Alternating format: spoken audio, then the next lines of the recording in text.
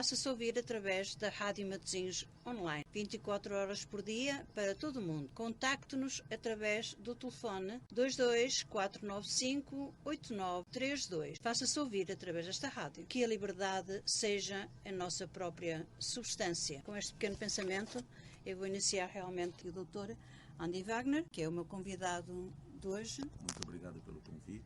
Boa tarde, doutor. Boa tarde. O Dr. Andy Wagner tem um projeto que é a sexualidade humana, a esfera fisiológica que integra sexo masculino, intersexo e sexo feminino. A esfera identitária que agrega identidade de género, género masculino, transgeneridade, intergeneridade, género feminino e a expressão de género. Esfera orientativa, bissexualidade, homossexualidade, a relação entre religião e sexualidade, origem dos conceitos sobre sexualidade, normatividade e a não normatividade das sexualidades, estudos sobre a origem do preconceito e discriminação e igualdade de género na transgeneridade. São alguns dos pontos-chave das tertúlias, conferências e palestras que surgiram com resultados deste projeto, não é assim?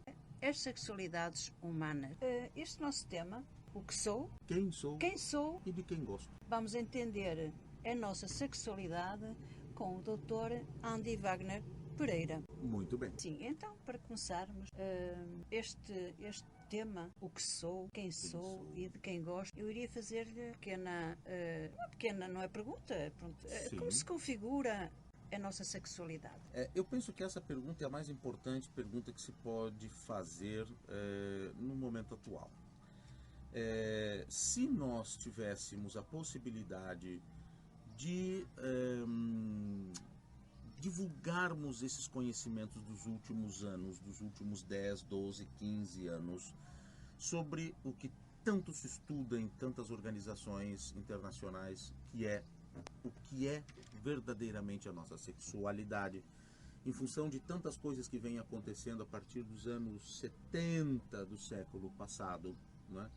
Se esses conhecimentos que eu vou tentar agora aqui, reduzir isso a tópicos para que qualquer pessoa possa entender como é que isso funciona, algo que parece tão complexo, se nós pudéssemos pôr isso em panfletos, em pequenas brochuras ou livrinhos, campanhas publicitárias no sentido de campanhas de divulgação, informativas, exatamente, campanhas informativas na televisão, eu creio que isso se resolveria, ou melhor, se resolveria muitos problemas de uma forma rápida. Mas o que acontece? Existe uma dicotomia que funciona exatamente assim. O conhecimento dissolve o preconceito, mas por sua vez o preconceito repudia vigorosamente o conhecimento. Então isso é justamente o que faz, é o fenômeno que faz com que as coisas andem vagarosamente. Como eu disse, não há preconceito que resista ao conhecimento.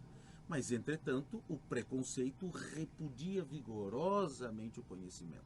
É como se fossem duas forças antagônicas, onde, claro, uma não quer se entregar à outra. O preconceito, evidentemente, não quer morrer, não quer se dissolver diante ou perante o conhecimento. Né? Exato. E essa é a questão. Então, essa é a questão. As pessoas estão confortáveis nas suas zonas de conforto, como se diz, dos seus preconceitos consolidados, e ali estão cômodas. O conhecimento vem e é preciso que se mude aquilo que se pensa, aquilo que se achava, né, aquela opinião que se tinha, essa coisa toda. Então, é exatamente esta guerra. O conhecimento dissolve o preconceito. Entretanto, o preconceito repudia vigorosamente o conhecimento. E por isso nos custa trabalho, né? Uma coisa que poderia ser rapidamente disseminada, divulgada, para que as pessoas tivessem o conhecimento, obviamente um conhecimento com a sustentação científica, com obviamente, todo o amparo necessário para que esse conhecimento seja,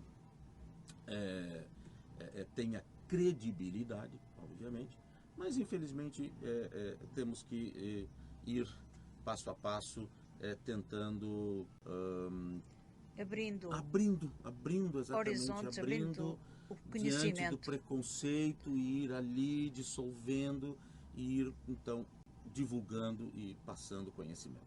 Mas vamos ao que interessa. Como é que se forma, como é que se constrói a sexualidade humana?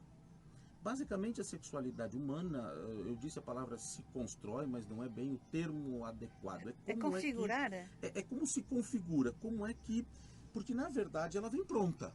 A nossa sexualidade vem pronta, como todos os nossos outros aspectos e características genéticas, que só com o passar dos anos nós vamos nos dando conta que às vezes eu nasci com o cabelo amarelinho, loirinho, e com o passar dos anos foi se vendo que ele não era loirinho, ele era castanho. E assim sucessivamente, muitas outras características nossas, é com o passar do tempo que elas vão tomando o seu formato final. É exatamente a mesma coisa que acontece com a nossa sexualidade. A nossa sexualidade começa a se mostrar, bom, já desde os primeiros meses de gestação, começa a se mostrar como será a nossa sexualidade, e ela só terminará de se mostrar toda na nossa puberdade. Na puberdade é que a nossa sexualidade estará pronta, está ali, feita, construída, tudo que havia de ser mostrado já foi mostrado, já está ali visto e aparente. Então vamos lá, como é que isso acontece? A primeira coisa, a nossa sexualidade se constrói, eu já disse outra vez errado, não é se constrói. Ela vai se mostrando em 3 etapas da nossa vida, em 3 etapas. A primeira começa já a ser vista hoje com tecnologia. Antigamente não se podia, tinha que se esperar que se nascesse a criança para saber o que era. Hoje já não é necessário isso, já muito antes já se sabe. Era assim, claro. No meu tempo também, quando eu nasci, não se sabia nem se ia ser menino ou menino. Tinha que se esperar nascer para saber o que seria.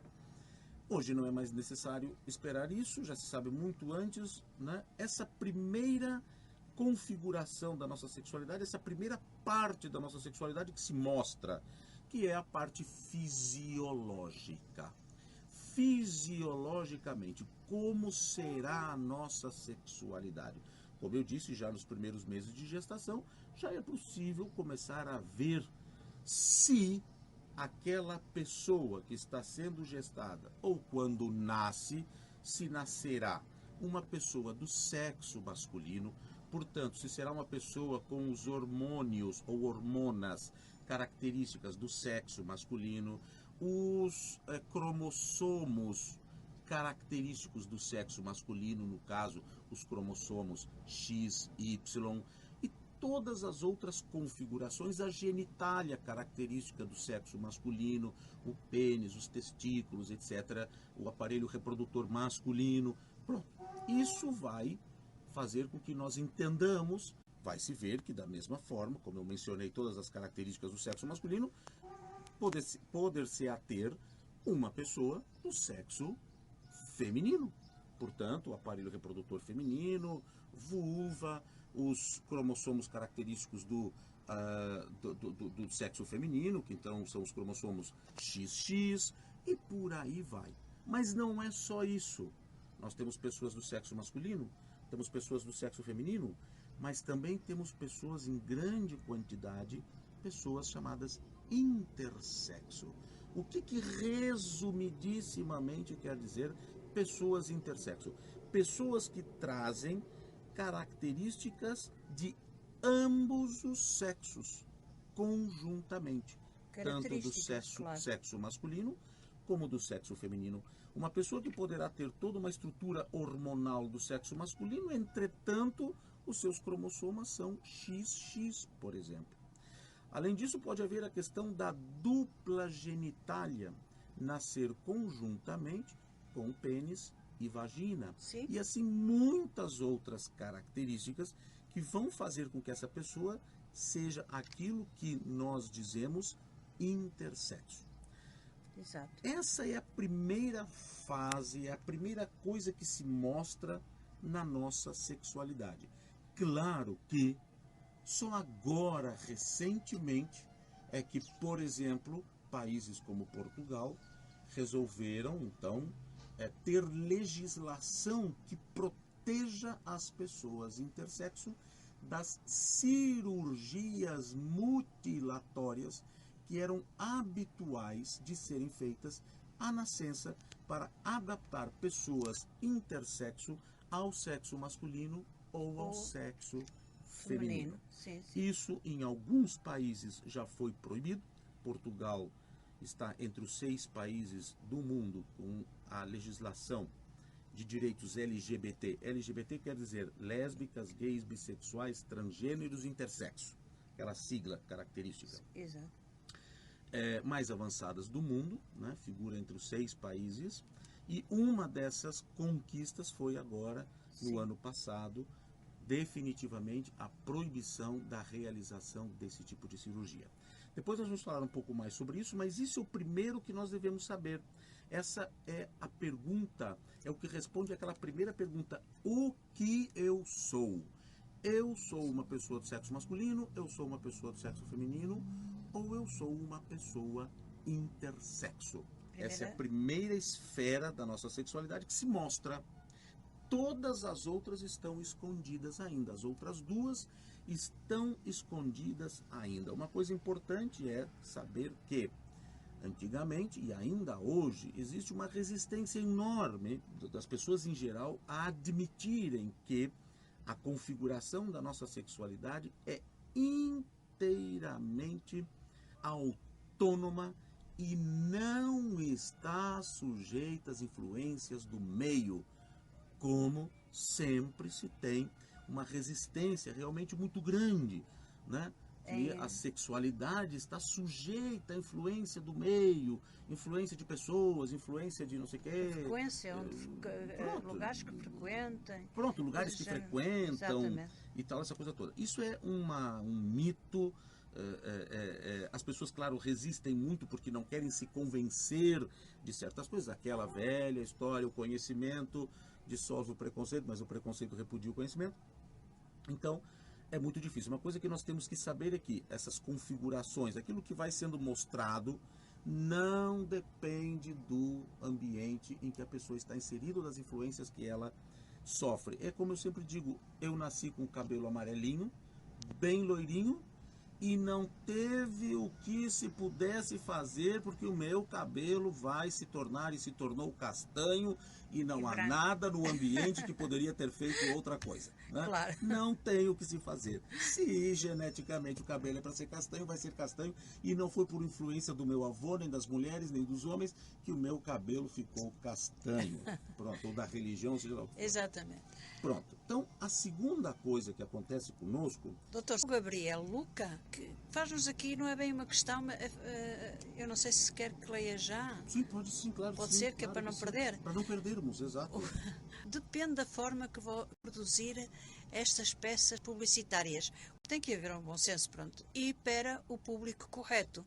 Por exemplo, para crianças e adolescentes, tem que ter uma cartilha condizente com a faixa etária. O que não pode é impor nada a ninguém. Os 2 lados precisam saber conviver de forma respeitosa, mas sempre um dos lados que se impor de uma maneira inadequada. Bem, terminou? Terminou. Mas sempre um sim. dos lados que se impor de uma maneira inadequada. Eu não sei quem é o nome da pessoa, como é o nome? Este é o nosso amigo Gabriel Luca. Bom, Gabriel, eu não entendi Gabriel exatamente o que... Ele apenas dá uma opinião acerca da divulgação, sim. Não é? Eu penso o seguinte, no que diz respeito à questão de imposição, nós estamos hoje numa situação meio difícil, né? Porque colocar na escola a teoria do criacionismo começa a ser uma imposição que fere os desígnios de Deus. Não é? Porque Deus criou o universo, então nós estamos, inclusive no Brasil, com um problema tremendo quanto a isso. Não é? A questão de que tudo, no que diz respeito, justamente aí está, né? O conhecimento dissolve o preconceito, mas o preconceito repudia e resiste ao conhecimento.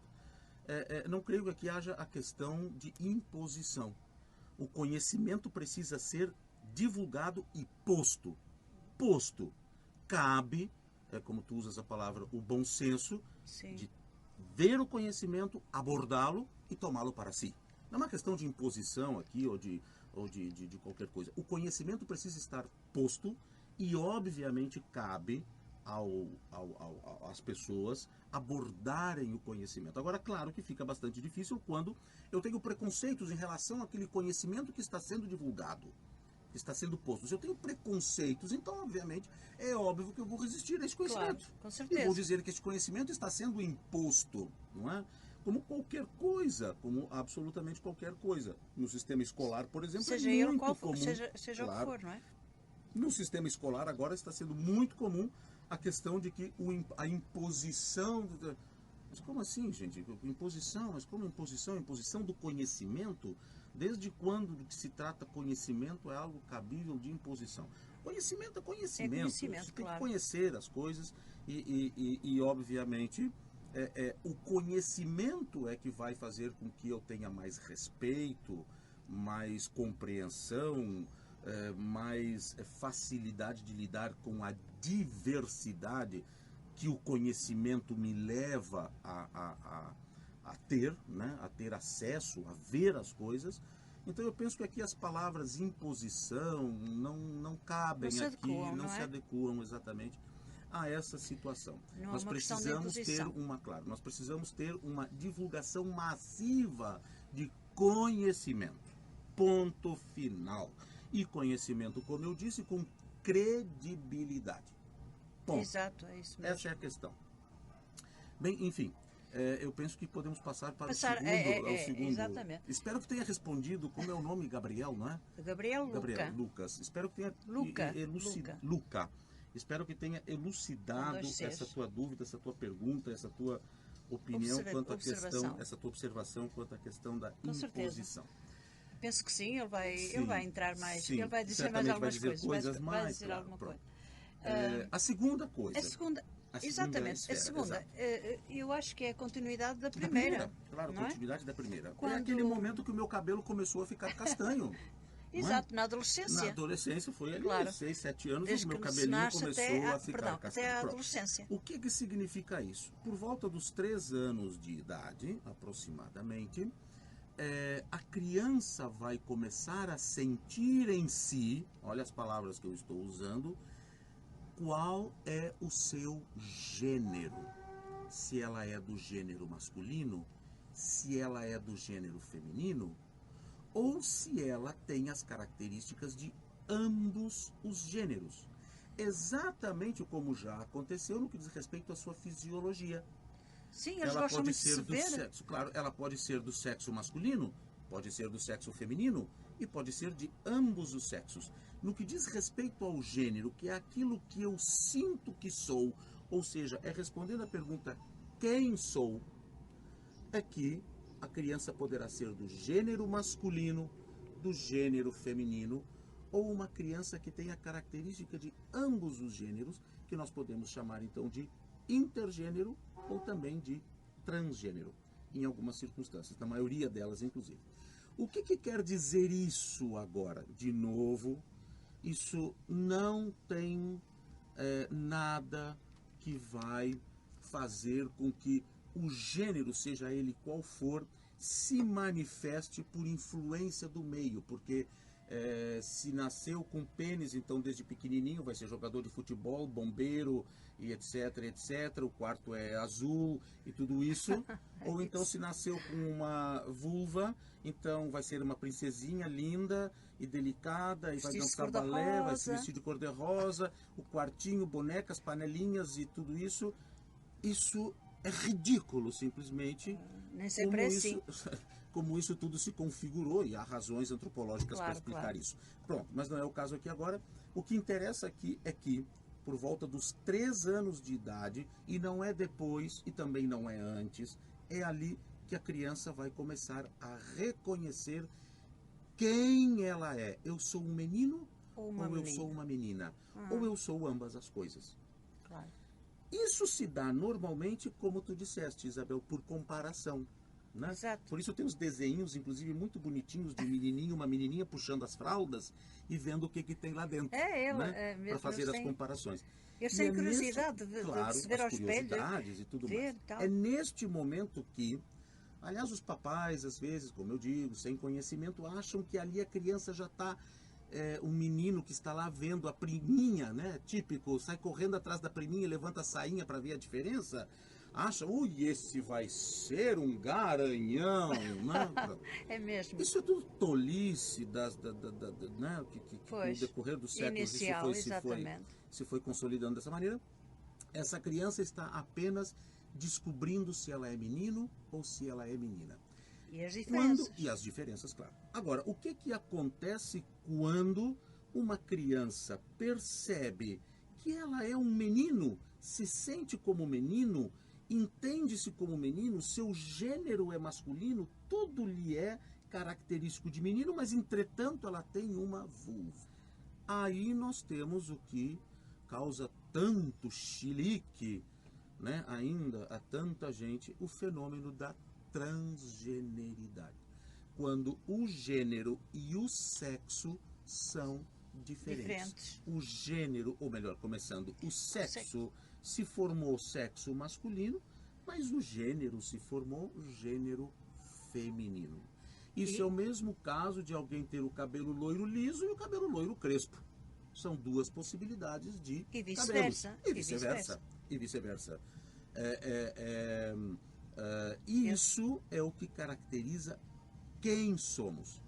Quando acontece que o gênero e o sexo são paralelos, ou seja, é do sexo masculino, é do gênero masculino, o que nós chamamos de cisgênero, não há problema nenhum. Não há problema de parte da sociedade, nem da religião, nem dos pais, nem nada. Quando acontece o contrário, a mesma coisa, gênero feminino e gênero e sexo feminino, a mesma coisa.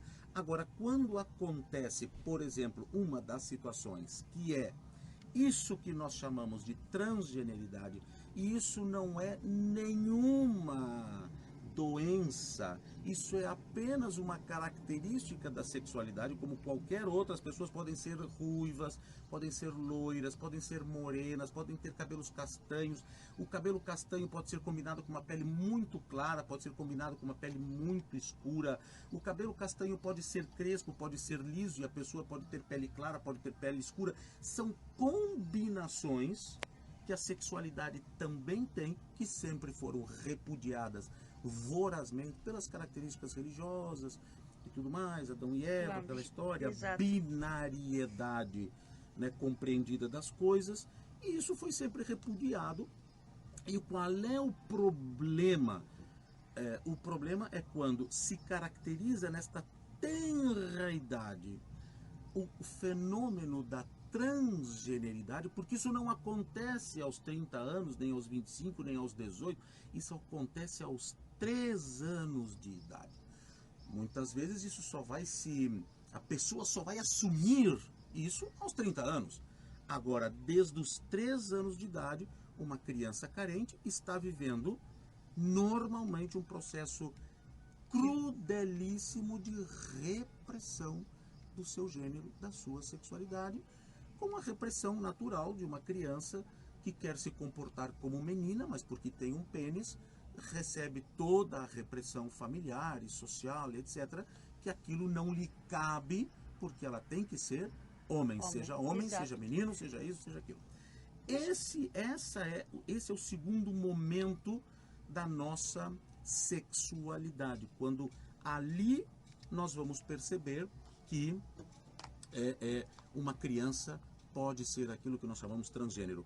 Uma criança, como criança, uma pessoa com 3 anos e meio de idade, 3 anos, praticamente não tem nenhum instrumento para poder se defender e fazer valer a sua natureza diante da repressão que ela vai receber. E ela vai tentar se encaixar e se enquadrar naquelas expectativas que fazem e que a obrigam a responder, né? E se enquadrar naquelas expectativas que os pais esperam, que a sociedade espera, que a religião espera, pronto. E aí nós temos o problema, né, dos armários, aquilo que se chama o armário. As pessoas entram para o armário. Essa criança já começará a viver um sofrimento que, claro, ela vai entender que isso é como a vida é. A vida é assim ruim, é assim de sofrimento, é assim sofrida. E só depois, muito tempo, hoje acontece muito, que finalmente a pessoa entende, mas meu Deus do céu, eu toda a minha vida fui uma pessoa transgênero, era por isso que era tão ruim, era por isso que o meu casamento não funcionava, era por isso que eu não entendia isso, não entendia aquilo, não entendia aquilo outro, e aí resolve então, né? Pronto. Mas então o doutor entende que na adolescência já tem, na adolescência, quando atinge... Não, isso é muito antes da adolescência. Pois, é muito antes. A questão do gênero é muito anterior à adolescência. A adolescência vai ser ainda a última fase, a terceira. Aí já será a última, justamente, não é nem na adolescência, é na puberdade. Sim. Que é a primeira fase da adolescência. É ali que vai florescer, vai aparecer a terceira, última, e aí vai estar pronto tudo. Aí vai estar pronto tudo, né? Enquanto isso não acontecer, a terceira fase, essa criança, ela ainda não sabe por quem ela se atrai. Ela ainda não sabe. Ela está descobrindo se ela é menino ou se ela é menina. Ou até vai descobrir que ela é as duas coisas, concomitantemente. Ou que também vai descobrir que ela é transgênero, mas de uma forma muito difícil para uma criança, se a família não for esclarecida para conduzir o desenvolvimento daquela criança segundo o seu gênero e seu sexo, certo? Pronto, ela somente vai entender que ela é um menino, que ela é uma menina, ou que tem alguma coisa errada com ela, mas naquela tenra idade, aquela coisa errada, normalmente, ela assimila e aceita como uma condição sine qua non da sua existência. Ela não consegue ter parâmetros de comparação para perceber que ela está sendo reprimida por algo e aquilo lhe causa sofrimento e as consequências disso serão muito nefastas, mas ela não tem nada, não pode fazer absolutamente nada. Hoje, já em função de muita informação, sobretudo em sociedades muito informadas, como algumas sociedades da Europa, Escandinávia, claro que isso já começa a ser diferente. Terceira fase. Sim, diga lá. Exato. Eu ainda... A terceira fase é que era... orientativa. Bem, nós já falamos, nós estamos a falar de quem sou. Que quem sou. Agora vamos descobrir de quem gostamos. Também refletimos um pouco que a religião tem muito a ver também com esse impedimento da pessoa se manifestar. Um capítulozinho para nós conversarmos. A questão da religião. Pois. Sim. Eu preferiria talvez terminar a terceira, certo, né?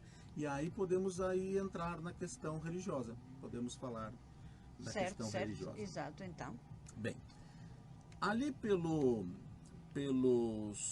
isso varia muito a puberdade de criança para criança, o início da puberdade até o fim da puberdade, todos nós devemos nos lembrar, é aquele momento quando, de forma parecida, por isso os pais confundem muito, já acham que lá no infantário, com 3 anos de idade, o menininho já está se transformando num garanhão, porque está indo atrás das menininhas, ele está tentando descobrir se ele é menino ou menina, por comparação. Agora vem uma outra fase, que é a fase do despertar da atração sexual. Então eu vou saber de quem eu gosto, por quem eu me atraio, que não tem nada que ver com o meu gênero. Então é aquela situação que aconteceu com o meu cabelo nasceu bem amarelinho, era lisinho. Numa determinada fase da minha adolescência, da minha idade, do meu crescimento, ele começou a ficar castanho e ficou. E logo depois ele começou a se encaracolar. Ou seja, as 3 coisas que são as características do meu cabelo. Ele se tornou castanho, mas até então ele era lisinho. Depois é que ele começou, ao ficar comprido, ir se encaracolando todo e o meu cabelo ficou encaracolado. É a mesma coisa que acontece com a sexualidade. Agora vem o encaracolamento da sexualidade. Então é quando a criança, ali no caso já não é uma criança, já é um impúbere, né? Claro. Já é um impúbere, vai perceber de quem e por quem se atrai. Para que sexo e gênero a sua atração, a sua inclinação exatamente vai se dirigir.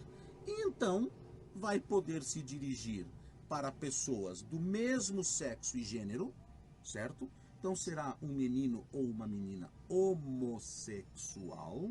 Então eu vou dar o meu exemplo pessoal. Eu nasci, primeira fase, sou do sexo masculino, tenho tudo que caracteriza o sexo masculino. Quando eu cresci um pouquinho, me dei conta que eu era um menininho, era do gênero masculino. Cresci mais um pouquinho, me dei conta que eu gostava de meninos. Então aqui se estabeleceu, eu percebi a minha orientação sexual. E as repressões vêm de acordo com, né? Se está tudo, entre aspas, bem, nasci do sexo masculino ou feminino, está tudo ok. Se eu nasci intersexo, repressão na época cirúrgica, tentar corrigir o sexo. Depois vinha a segunda parte, o meu gênero. O meu gênero pronto, eu era um menino do sexo, eu era uma pessoa do sexo masculino, meu gênero era do sexo masculino, ok, tudo bem, não sofri, manifestado outro, ali certamente eu já começaria a sofrer repressões. Em que fase eu, especificamente, me tomando como exemplo, comecei a sofrer repressões? Na terceira fase, quando a minha orientação sexual se manifesta e se manifesta para pessoas do mesmo sexo e do mesmo gênero. Temos que lembrar que são duas coisas diferentes. Então as pessoas poderão ser, e isso acontece na puberdade, ninguém descobre, virou gay, né? Ninguém virou gay aos 35 anos, era pai de família, tinha esposa e 5 filhos e resolveu ser gay porque entrou em más companhias. Isso é ridículo. Realmente é ridículo. Isso sempre foi, esteve reprimido o tempo todo. É isso. Né? A homossexualidade, a heterossexualidade, ela não é sempre 100%. Muitas pessoas homossexuais têm uma demanda de 20%, 25%, 15% para o outro sexo, então se refugiam ali, casam-se, têm filhos para provar que são heterossexuais, mas muitas vezes precisam reprimir constantemente a sua inclinação homossexual, mas tem uma sexualidade hetero mínima, possível de ter relações sexuais com mulheres e ter filhos, etc. Mas sempre, isso claro, acontece. Isso acontece imensamente. Pronto. Então essa terceira fase é a fase da orientação sexual. Terminado isso, acabou. Dali para frente nada mais vai mudar. Dali para frente acabou, estamos prontinhos. O meu cabelo ficou assim como ele é. Caracolado, castanho e pronto. Assumido.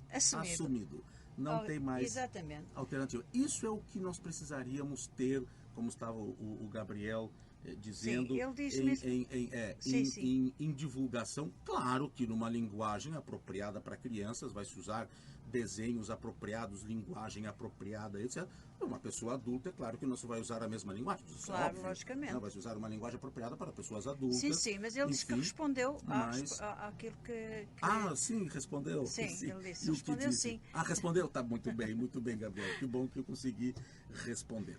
Então, claro que isso tem que ser apropriado. Agora, eu vou querer também aqui alertar que o problema nunca é a resistência das crianças e dos impúberes. A resistência está sempre nos adultos. Sempre. Sim,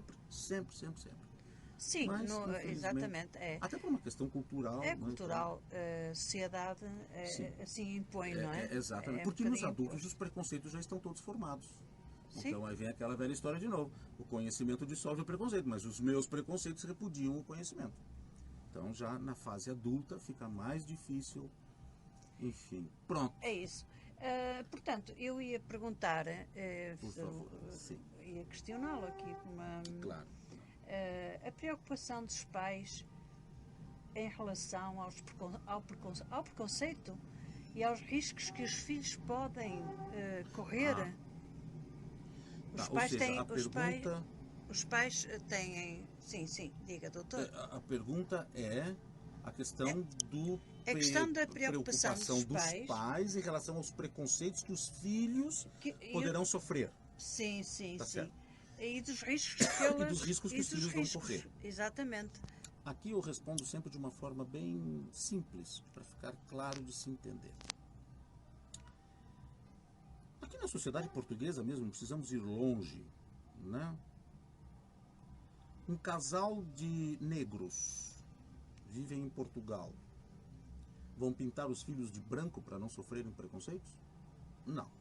Claro. Vão ensinar os filhos a enfrentar o preconceito e dissolvê-los. Com certeza. É exatamente a mesma coisa.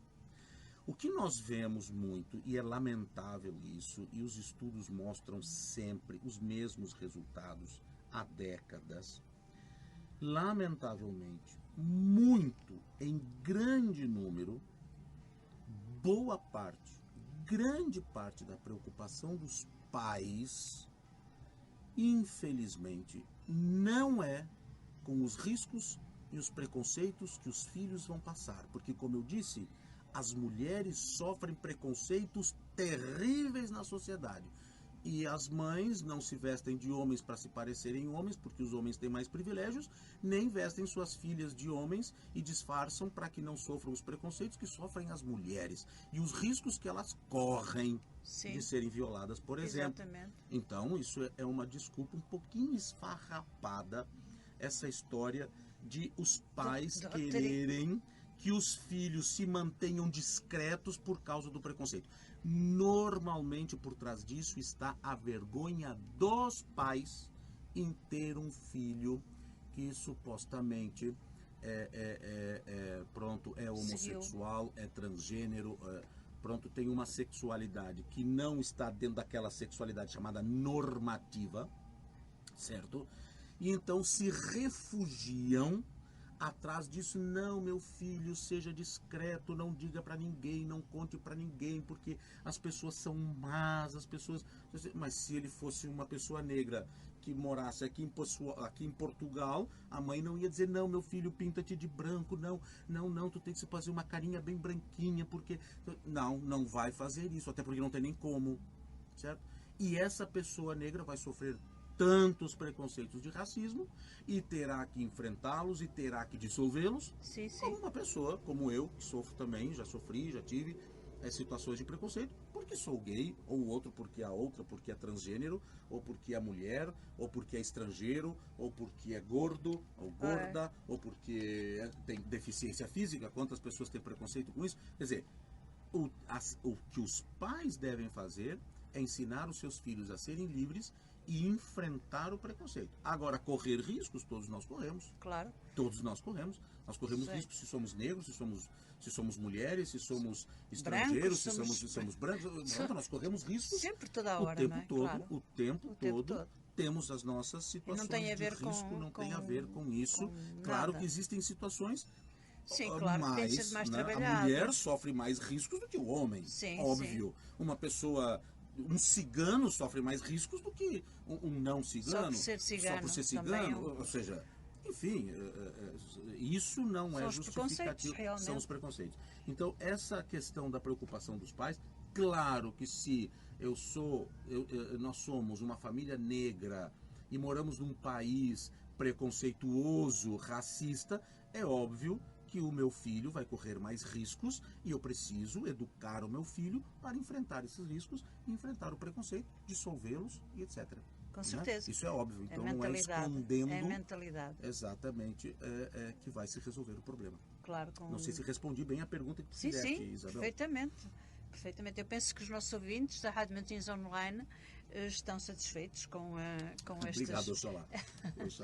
E para isso podem se fazer ouvir através do número 224958932. Podem colocar as vossas questões e aqui o Dr. Andy Wagner vos tirará qualquer dúvida inerente a este tema.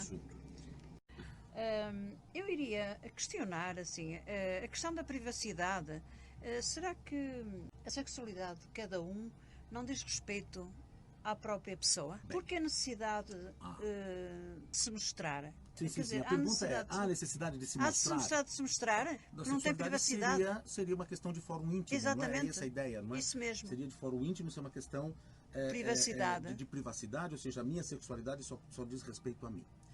Essa Exato. pergunta, Isabel, tu fazes, essa pergunta é basicamente feita sempre, em todas as circunstâncias, de conferências, palestras. Esta pergunta vem sempre. De uma forma ou de outra, é a mesma questão. Para resolver essa situação e mostrar isso, claro que aqui nós não estamos com uma plateia, podia perguntar para ti. Normalmente eu faço o seguinte, quando me perguntam isso, eu peço, por favor, gostaria que as pessoas aqui presentes que fossem heterossexuais levantassem a mão. Obviamente, Isabel, o salão todo levanta a mão. Se eu pergunto quem nessa... É óbvio que todos, praticamente todos, levantam a mão. A resposta que eu dou: como é possível que vocês levantaram a mão para a pergunta que eu fiz, se vocês mesmos estão dizendo que a sexualidade é de fórum privado? Exato. E só depende e só diz respeito a mim? O que nós compreendemos pessoa, então? Okay. Que a sexualidade que só diz respeito a mim é a homossexualidade, porque a heterossexualidade é mais do que pública e mostrada com orgulho por qualquer heterossexual, e basta-se pôr em dúvida a heterossexualidade de alguém que já imediatamente, impavidamente, solenemente vai mostrar a sua heterossexualidade. Aliás, a heterossexualidade é tão sólida, impávida na sociedade, que as pessoas partem do pressuposto que todos são heterossexuais. A tal ponto isso é público e não é de fórum privado, coisíssima nenhuma. Esse é um artifício para esconder a homossexualidade, porque se eu não disser para ninguém que sou gay, as pessoas vão me tomar de qualquer forma como heterossexual. Estão me dando uma sexualidade que não é minha. Exato. Estão partindo do pressuposto que se eu não disse nada, eu sou heterossexual, porque obviamente que as pessoas são heterossexuais. Então a heterossexualidade, ela não é só... Diz, por que os gays levantam bandeira? Né? Os heterossexuais não precisam levantar bandeira, porque a bandeira já está hasteada e paira impávida sobre as cabeças de todos. Porque todos partem do pressuposto de que todos sejam heterossexuais. Claro. Né? E as pessoas não se dão conta disso, do quanto a heterossexualidade é imposta, né? Se eu puser uma fotografia no meu Facebook com o meu namorado, eu estou querendo impor a minha homossexualidade. Mas qualquer um que ponha um homem a fotografia com sua namorada, o que está impondo? Não está impondo nada. Não é certo? Então, quer dizer, esse é um tipo de situação que mostra muito o grau de preconceito das pessoas. Né? Então, por que nós precisamos mostrar? Por que eu preciso mostrar? Eu mostro tanto quanto tu, Isabel, que estás aqui na minha frente, eu não estou mostrando que és heterossexual. Pois, óbvio, não é? Todas as tuas características são de uma mulher heterossexual, isso está visível. E se eu te perguntar, Isabel, tu és gay? Tu vai dizer, não, eu sou heterossexual. Claro. Pronto. Então, neste sentido é que eu quero dizer que jamais, nunca, a sexualidade é algo de fórum privado. Seria se eu pudesse andar pela rua e olhar para as pessoas e não conseguir imaginar se elas são gays ou bissexuais ou heterossexuais ou qualquer coisa assim. Não é? Quando eu faço isso, eu estou numa plateia e olho para todos e digo, eu vou partir do pressuposto, como vocês, de que todos vocês são gays. Quem não for, que levante a mão, porque é o mesmo caso. Se partem do pressuposto que todos são heterossexuais, eu que não sou, preciso dizer. Claro. Olha, não me tomem como tal, porque eu não sou. Se eu, como homossexual, levanto esta teoria de que a minha sexualidade só diz respeito a mim, eu estou sentindo constrangimento da minha homossexualidade. Porque, queira ou não, todos vão te tomar, no mínimo, como heterossexual. Ou seja, vão te imputar uma sexualidade de qualquer forma, certo? Correto. Então, manter-se calado em relação à sua sexualidade é aceitar que vão te tomar com outra sexualidade, mas não vão te deixar sem. Uma sexualidade, as pessoas vão te dar. Vão exatamente, dar, vão dar. Então, aí não tem nada de privado, nem nada. O que eu faço com a minha sexualidade entre quatro paredes, isso é outra coisa, né? Vou um pouquinho mais longe. Quando eu ando pela rua e vejo um casal de um rapaz e uma rapariga de mãos dadas, Isabel, pelo amor de Deus, se tu vais pela rua, é óbvio que a gente nem pensa isso, isso é tão natural que nós olhamos, obviamente, que se é um homem e uma mulher estão de mãos dadas, são um casal, sei lá, de namorados ou qualquer coisa assim, que certamente fazem sexo e se sabe perfeitamente como um homem e uma mulher faz sexo. Que a mulher faz sexo oral no homem, que o homem faz sexo oral na mulher, que a mulher é penetrada, que o homem... Todo mundo sabe disso perfeitamente. E ninguém sai de mãos, ou seja, nenhum casal heterossexual deixa de se dar as mãos, porque eu sei como eles fazem sexo. As suas fantasias, isso é deles, não me cabe nem perguntar. Claro, claro. Agora, se eu ando na rua, não quero andar na rua de mãos dadas com meu namorado, porque vão saber que eu sou gay e que eu faço sexo assim, assado e cozido, e dois homens fazem sexo assim, fazem sexo oral assim, se penetram assim, assado e cozido, e isso me constrange, então aqui eu tenho um problema. Eu estou no armário. Então, essa é a questão, né, dessa história aí, indo mais longe, um pouco mais incisivamente na questão da privacidade. Exatamente. Não tem privacidade nenhuma quando eu vejo uma pessoa, um casal heterossexual de mãos dadas na rua, não tem privacidade nenhuma em saber que eles fazem sexo e como é que um homem e uma mulher faz sexo. Claro. E como dois homens fazem sexo, ou duas mulheres fazem sexo. A questão é que se isso me constrange, então eu estou com problema com a minha sexualidade que me constrange. Exatamente, com certeza. É a própria pessoa que está com problema. Que está com problema, claro, evidentemente. Pronto. Espero ter respondido de novo. De novo. o nosso amigo Gabriel diz, eu concordo com a Isabel, mas também entendo que as pessoas que são homossexuais ou de outra diversidade sexual, negros, mulheres, etc., precisam lutar pelos direitos e ajudar para que o outro sofra menos preconceito e também trazem conhecimento para os outros de certos temas que não conhecemos.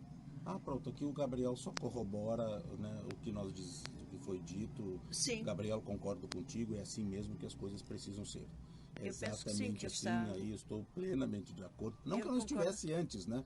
Antes a colocação que ele fez, eu apenas fiz algumas colocações, mas agora, claro, evidentemente, é exatamente disso que se trata, Gabriel. Sim, eu iria perguntar ao Dr. Andy Wagner, agora no dia 17, não é... o dia 17, é o Dia Mundial de Orgulho LGBTI. Exatamente. Isso. Também queria frisar aos nossos ouvintes e queria falar sobre isso. Pode ser? Isso, claro. Até porque em Lisboa, não foi bem em Lisboa, mas é em Lisboa. Pertence a Lisboa. Sim. Fizeram umas passadeiras, pintaram as passadeiras, sim. o que parece-me que não estão de acordo, a Câmara não pode, porque não, várias cores. Parece que elucidaram a questão, parece que elucidaram. Eu vi ontem qualquer coisa a respeito. Eu também. Porque, primeiro foi uma questão que veio de um partido não característico, né? Exato. Pronto, mas isso ok, menos mal, porque normalmente isso não vem de um partido caracteristicamente de direita, normalmente vem mais pronto, mas agora isso já também começa a mudar. E menos mal que começa a mudar. Já em muitos países a questão dos direitos humanos já não está tão ligada às questões políticas, né? Um partido, seja de direita, seja de esquerda, a plataforma relacionada a direitos humanos é inquestionável geral. E ponto final. Claro. E não se está mais nesse tipo de discussão em muitos países. Às vezes as perspectivas são um pouco diferentes, mas não a questão em si. Aí a questão da passadeira parece que resolveram nos entremeados da lei que sim não podem tirar a sinalização que está, então parece, eu não tenho certeza absoluta, queridos ouvintes, posso estar falando alguma coisa porque eu não consegui ler, ontem eu estava no comboio, eu estava no comboio ainda estavam a resolver essa situação. Isso, parece que resolveram, porque sim pode haver a pintura das cores entre as faixas brancas. Então parece que tem as faixas brancas da passadeira, né? E entre as faixas brancas então podem fazer o colorido do vermelho, cor de laranja, amarelo, verde, azul e lilás, né? Que é a composição do arco-íris. Mas eu não sei se chegaram a um consenso ou não da questão das passadeiras que não coloridas. Tirem realmente a sinalização original. A sinalização original, Exato. não tirando a sinalização original, pode. Mas isso é uma legislação de Portugal, porque outros países não têm esse problema. Não pintam passadeiras com as cores do arco-íris, sobretudo, inclusive na Espanha, etc. No mês de maio e junho, que são os meses principais dos movimentos LGBT, pintam muito, inclusive põem aqueles bonequinhos nas passadeiras do semáforo, com coisas LGBT e por aí vai. Mas por aqui ainda não vi talvez, nada. Claro, não. Como tem uma legislação um pouco mais severa na questão da sinalização pública, sim. Claro, para fazer essa situação aí, tem de haver sempre uma legislação. Claro. Mas não sei se conseguiram resolver. Parece que sim, parece que conseguiram resolver e ficou pintado e não parece que não houve problema. Sim. Claro que uma iniciativa dessa sempre vai, aquela velha história, né? Sempre vai provocar os ânimos de grupos conservadores, com certeza. Um segmento conservador da sociedade, pronto, isso é óbvio, né? Isso é óbvio. Mas falando um pouco do dia 17. Tá, sim. Bem, o dia 17 é o Dia Mundial do Orgulho LGBT, e foi escolhido por causa do evento que ocorreu. Da xilofobia, não é? Não, porque é relacionado à homofobia, né? Homofobia, é isso. Hoje já não só mais a homofobia, mas a LGBTI-fobia, quer dizer, todas as fobias, lesbofobia, homofobia, bifobia, transfobia, interfobia. Por causa do acontecido em Nova York, em Stonewall, né? Então, em função disso, torna-se esse dia o Dia Mundial, né? de orgulho, do orgulho LGBT, enfim, e o mês, então, 17 de maio, e a partir daí, normalmente, em todo o mundo, vem o período das paradas, né? Das paradas LGBT, as paradas do orgulho gay, que vai por maio, junho, avança até julho, vão ali se distribuindo. Aqui em Portugal a mesma coisa, e aqui em Portugal está em uma fase de grande crescimento, porque a cada ano, quando eu cheguei a Portugal, haviam 2 marchas, 2 paradas do orgulho LGBT. Hoje são 10, 12, creio. Todos os anos, 2, 3 cidades mais. Matosinhos esse ano terá a primeira parada do orgulho LGBT de Matosinhos, a Matosinhos Pride. Eu vou estar lá, inclusive. Okay. E assim foi. No ano passado foi Vila Real, Viseu e pronto. E já agora? Já tá sendo divulgado. Já? Eu não me lembro, desculpa, queridos ouvintes, eu não me lembro qual será o dia, mas ainda tem muito tempo para descobrir. Porque será no mês de junho, julho, acho que junho.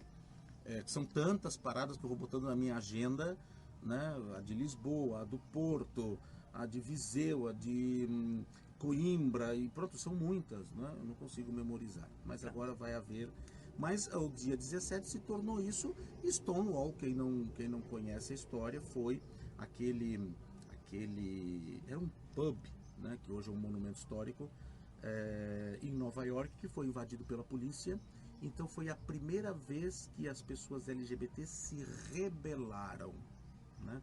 Se rebelaram, e ali foi marcado o início do movimento de orgulho LGBT, né? Foi por isso que o dia é o dia, nesse dia 17. Isto não foi coincidência, ou foi coincidência? A nossa vinda aqui... A nossa vinda aqui justamente nesse período. Exato. A minha vinda isto foi aqui pura coincidência. Foi pura coincidência.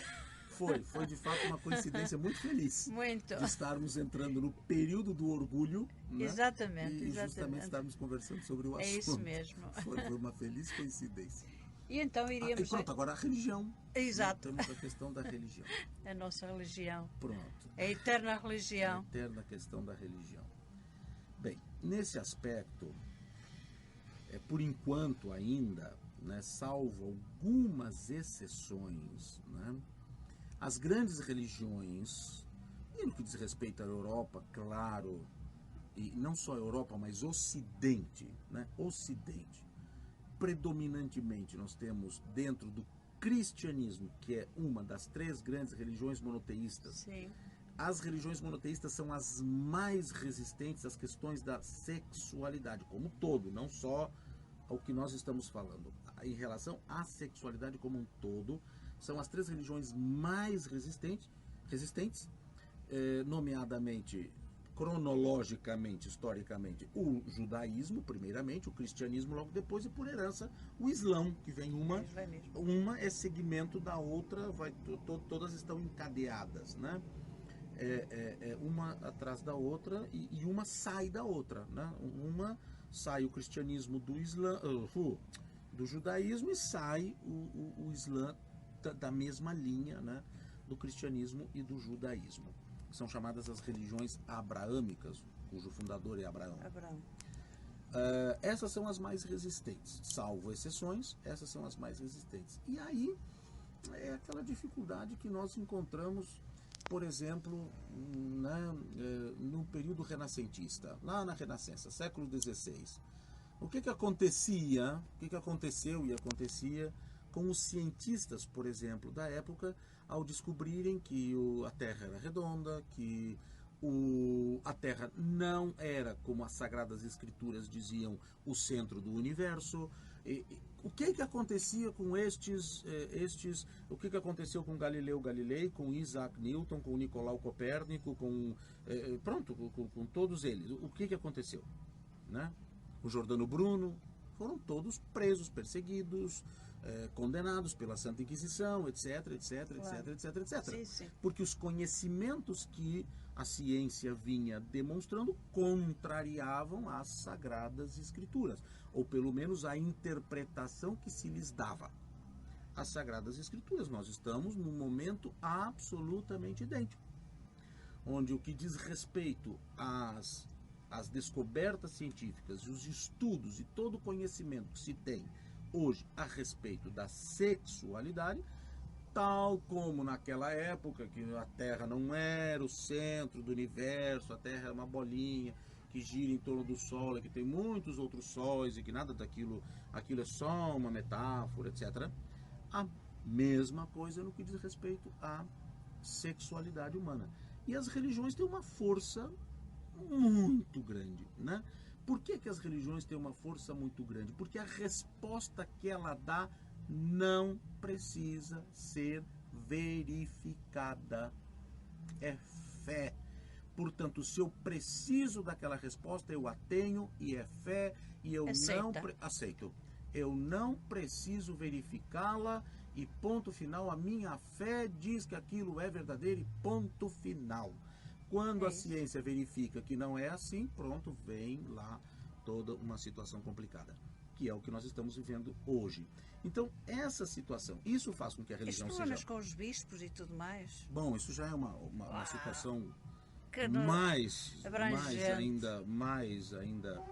Eu estou lendo, inclusive, agora um livro. O livro é fascinante, sobretudo porque quem foi seminarista, como eu, foi meu caso, fui seminarista, justamente por causa da minha homossexualidade, este livro está sendo, diferentemente dos outros, incontestável, porque ali ele, diferentemente dos outros autores que tentaram mostrar a esquizofrenia da igreja, sobretudo católica, no que diz respeito à questão da homossexualidade e tudo como funciona, os livros anteriores eles eram refutados porque os autores escreviam como testemunhos, ou seja, se eu escrevesse um livro semelhante a este que o Frédéric Martel escreveu no Armário do Vaticano, se eu escrevesse, poderia escrever um livro muito semelhante, eu seria ridicularizado porque eu não teria tido, a não ser o meu testemunho por ter sido seminarista e ter visto,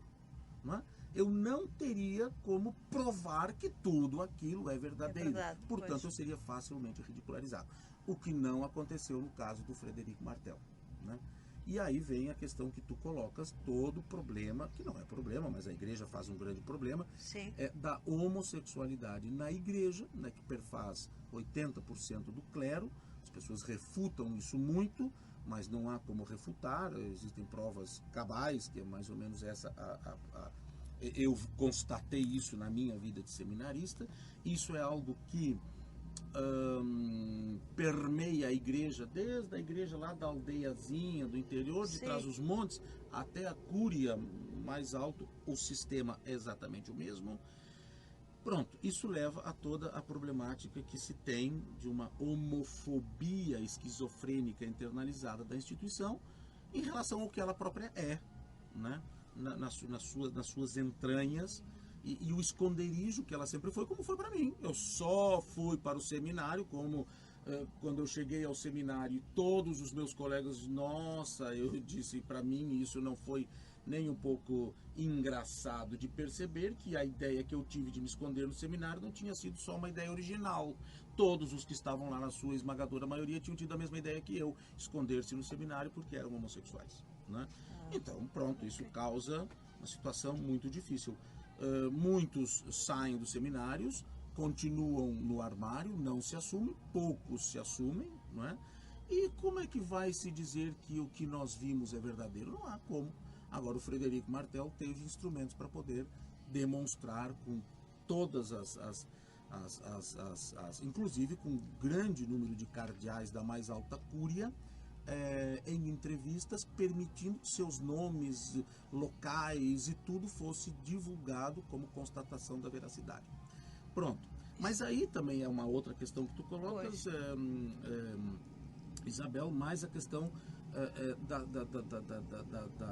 da visão que as religiões têm de sexualidade, não só da homossexualidade ou da transgeneridade, que a Igreja Católica criou a frase, um dos sínodos, que eu já não me lembro mais, há décadas, quase umas 2 ou 3 décadas, foi um dos sínodos dos bispos da Igreja Católica, eu não me lembro do dado, surgiu aquela frase ideologia de gênero, como isso que eu falei, sobre questões de gênero, a identidade de gênero fosse uma ideologia, né? Exato. Pronto. Foi a Igreja Católica que cunhou esse nome. Mas isso é um pouco para esconder... Claro, obviamente. Mas a homofobia, normalmente, ela raramente deixa de ser ou não é resultado da necessidade de esconder aquilo que me ameaça, né? Então eu sou um homofóbico porque, na verdade, eu estou atacando a minha própria sexualidade, não é? Isso é muito comum. Isso nos consultórios se vê muito isso. Bem, mas a questão não é só a questão, não é só a sexualidade, essa chamada ainda não normativa, não. As religiões têm uma relação com a sexualidade muito enfermiça, muito doentia. Eu me lembro bem de um caso, só para ilustrar. Claro. Quando João Paulo II, se algum ouvinte souber melhor, pode me corrigir se eu estiver errado. João Paulo II foi o Papa que canonizou o primeiro santo casado. E foi uma polêmica avassaladora, como um santo casado que fazia sexo pode ser santo, uma vez que a santidade passava pela sublimação da própria sexualidade. Exato. Né? Então a visão que as religiões põem é uma visão, para mim, não só para mim, mas para uma linha de pensamento filosófica, antropológica, doentia, esquizofrênica, nefasta de sexualidade, onde a sexualidade, por causa do mito, né, de Adão e Eva, do pecado original, nós somos todos pecadores dentro da perspectiva católica. Eu nem católico e cristão sou, mas nasci, claro, cristão católico, me batizaram, quisera eu ou não, te batizaram também, não é? Mas pronto, independentemente disso... Nem todos os casos. Claro, não. Eu tenho um caso na minha família. Hoje já não. Hoje quando as pessoas quando quiser.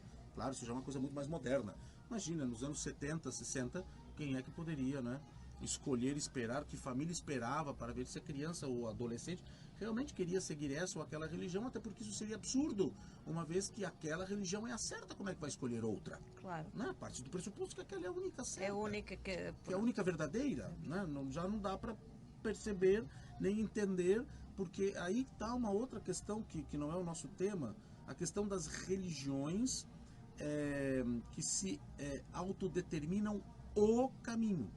As religiões que se autodeterminam o caminho não são capazes de comungar com outros caminhos, porque ela é o caminho, ela não é um caminho, não é? Essa é a grande dificuldade, né, de lidar com essas religiões.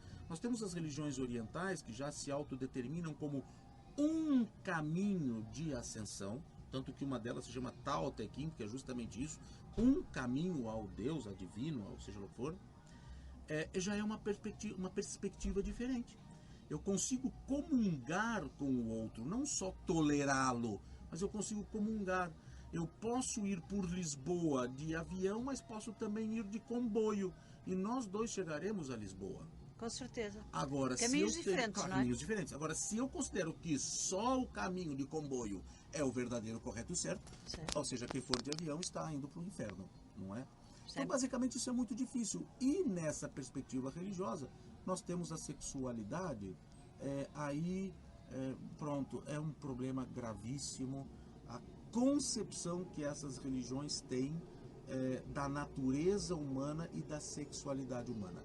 E isso não se trata só das questões de homossexualidade, não. É só pensarmos no que se concebia a sexualidade heterossexual mesmo, a sexualidade, sim. O que era a concepção de sexo só para reprodução, essas coisas todas mesmo. Terríveis, enfim, pronto, mas essa é uma característica muito difícil a religião sempre é a última a acabar aceitando as coisas. Sim, sim. Né? Sempre é a última. Só foi no Concílio Vaticano I, em 1800 e...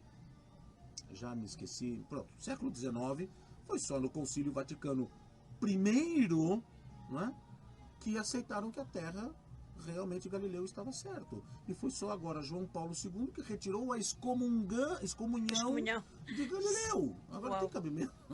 Isso é ridículo. Estamos um bocadinho atrasados. Estamos um bocadinho atrasados. Doutor, é assim, nós temos a nossa hora, sim, o nosso programa a chegar ao fim. Eu gostaria que deixasse algumas coisas para que os nossos ouvintes possam refletir sobre. Muito bem. Muito para bem. acabarmos o nosso programa. Pronto.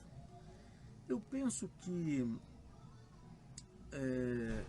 eu deixaria, já que nós falamos tanto desta máxima, o conhecimento dissolve o preconceito, entretanto, o preconceito repudia vorazmente o conhecimento, que os nossos ouvintes,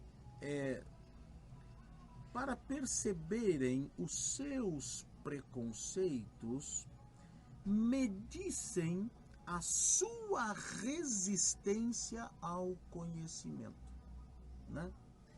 Se eu estou ouvindo algo, estou tendo acesso a algo que eu não conheço, a informações que eu não conheço, não quer dizer que estas informações sejam verdadeiras.